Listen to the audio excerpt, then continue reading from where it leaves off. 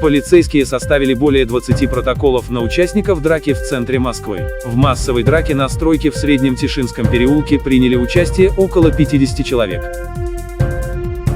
Массовая драка с участием около 50 строителей произошла на стройке в Среднем Тишинском переулке в центре Москвы. Об этом ТАСС во вторник сообщил источник в правоохранительных органах. Массовая драка на стройке в Среднем Тишинском переулке, дом 5/7, произошла 10 мая. Между двумя рабочими, уроженцами Таджикистана и Узбекистана, произошел словесный конфликт из-за повреждения напольной плитки, который перерос в драку с участием других строителей. Всего в ней приняли участие около 50 человек, сказал собеседник агентства. В отношении инициаторов драки составлены административные протоколы по Ч.2 СТ 20,1 КАП РФ «Мелкое хулиганство».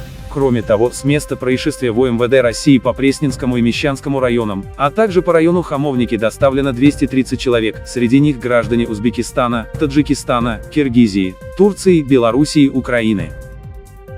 Все иностранцы были проверены по базам, составлено 15 административных протоколов по части 3, статьи 18,8 КАП РФ, нарушение иностранным гражданином или лицом без гражданства правил въезда в РФ либо режима пребывания в РФ, а также 8 административных протоколов по части 2, статьи 18,10 незаконное осуществление иностранным гражданином или лицом без гражданства трудовой деятельности в РФ, добавил источник.